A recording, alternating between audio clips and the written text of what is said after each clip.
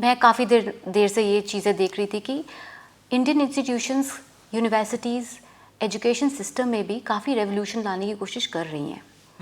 मतलब अगर आप प्राइवेट और गवर्नमेंट कॉलेजेस को देखो तो हम कोशिश ये कर रहे हैं कि हमारा यूथ यही रहे और ये ब्रेन ड्रेन वाले चीज़ें जो हैं वो ख़त्म हो जाएं। जैसे आपने अभी बोला कंटेंट क्रिएशन, इस तरीके की पर्सपेक्टिव भी दिखाया जाए ताकि लोग यहाँ पे स्टे करें। पर even though with beside these all things that we are doing, आप देखोगे कि majority of even you will see the Gujarat population anywhere, even in Punjab you will say people are leaving India.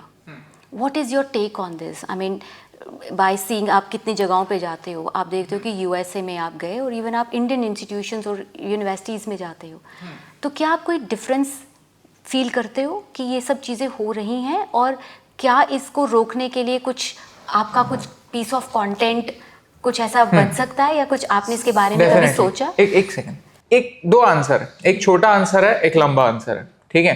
छोटा answer यही है कि हर एक को यही अश्योर करना चाहिए कि उसके लिए बेस्ट क्या है, ठीक है।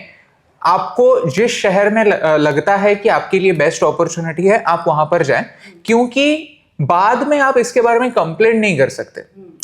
अगर आप अभी 20 साल के हैं, अगर आपको लगता है कि एक्स शहर में आपके लिए बेस्ट अपॉर्चुनिटी है, आप वहां पर जाने की पूरी तरह से कोशिश करें और आपका 100% है। सिंपल है। ये रहा छोटा आंसर, ठीक है।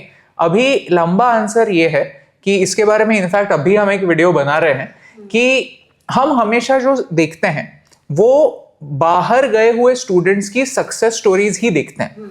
इन द सेंस हमें उनकी ही कहानियां हम तक पहुंचती हैं जो 80s के दशक में बाहर गए, वहां पर उन्हें अच्छी जॉब मिली, उन्होंने अच्छा अपना लाइफ बनाया, and that is great for them, ठीक है। They must be talented and they must be lucky as well.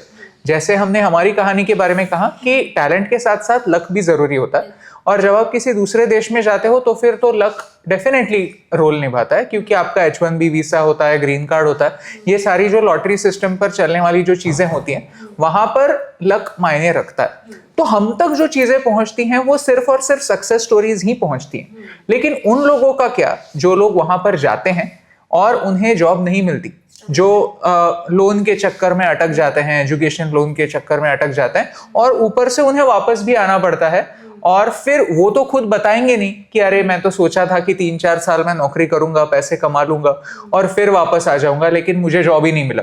ऐसा टेस्टिमोनियल भी कोई लेगा नहीं। कौन देगा ये कोई बताता नहीं है। तो अगर हमें एक ही साइड का, एक ही रोजी पर्सपेक्टिव ही अगर देखने मिलेगा तो हमें भी ऐसा लगेगा कि कितना आसान है। सिंपल बात यह है कि आसान कुछ भी नहीं होता। You have to choose your hard. Life over here is also hard, life over there is also hard. You have to choose which hard, and then आप उसका 100% दे दो, फिर आप कंप्लेन करना बंद करो। तो लंबा आंसर यही है कि आप वो करो जहां पर जाकर आप कंप्लेन नहीं करने वाले।